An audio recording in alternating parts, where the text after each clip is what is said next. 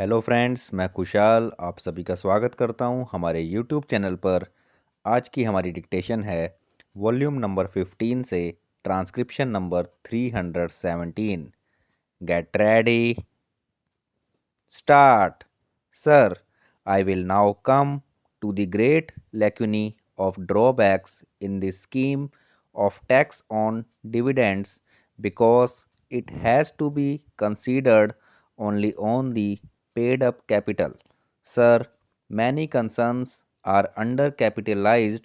Many concerns have 10 times more in the reserves than in the capital, or even 20 times more, and the price of equity shares is governed by the reserves and capital.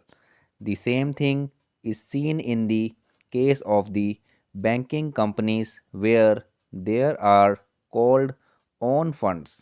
So, whether it is capital or whether it is reserves, I think, sir, they should be treated on par. I do not know why the finance minister has taken this attitude of not taking the paid up capital and reserves together. On the basis of having the paid up capital and reserves together, he would have made the slabs narrower than what they are today.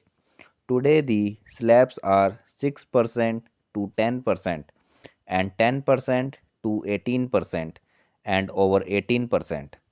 If he had taken both items together, then the slabs would have been narrower, but that is ultimately the scientific structure, in my opinion, for levying taxes on dividends.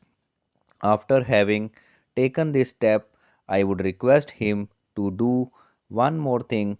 If people make an application for converting reserves into capital, permission should be given very generously.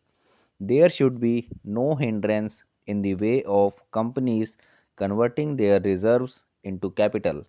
Such a change would serve the purpose that we have in view, because once the reserves are converted into capital, they will be used only for expansion, for renovation, and for reconditioning.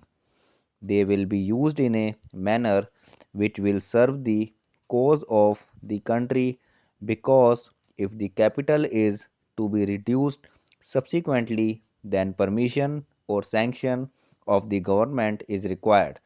Therefore, sir, I suggest that ultimately return should be calculated on paid up capital and reserves put together, and this is more scientific. Sir, let us see that what good will be achieved by this tax on dividends. Either people will pay taxes on dividends or they will plough back the profits into industry, and by this process, industrialization will not be retarded, but in my opinion, it will be accelerated. People will be forced to plough back their profits for fear of having to pay more. Sir, it may be said that the finance minister is very hard on industry at present, and it has been said so in many quarters, but we have to look to one concession that he has given in clause 6 regarding section 23. He has reduced the percentage of distribution from 60 to 50. I think, sir, this is a very welcome feature. This was overdue, because if industrial concerns want to plough back the profits for expansion or for reconditioning and renovation, they should be allowed to do so.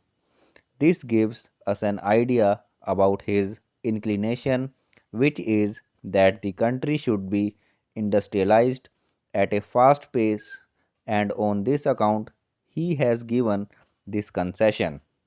He is giving exemptions in certain cases in order that the concerns may expand by not distributing any dividend. In giving such exemptions, I hope he will be very generous. Now, sir, I would come to the third point about depreciation allowances, development rebate, and compulsory deposit. This has been a very controversial point amongst the industrial and business circles, and rightly so. In this bill, as it has been drafted, government have taken too much power for asking concerns to deposit a percentage on account of profits and gains before the 30th of June if certain conditions exist regarding reserves, fixed assets, and so on.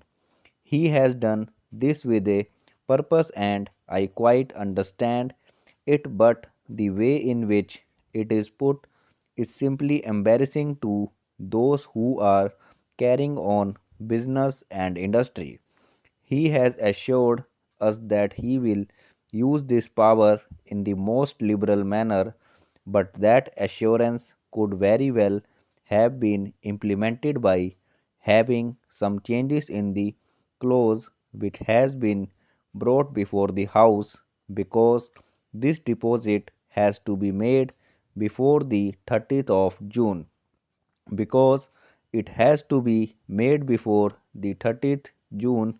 You know that 90% of the concerns are borrowers, and a borrower cannot be asked to deposit earlier.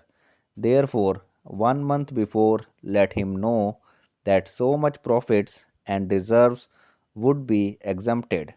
A borrower cannot be asked to make a compulsory deposit.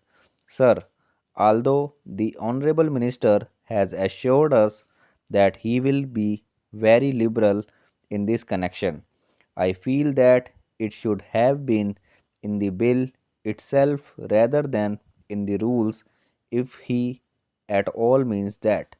As regards working capital, no mention is made that the genuine needs of working capital will be provided in this rule for compulsory deposit, because when the concern requires working capital, it should be fully provided. Thanks for watching this video.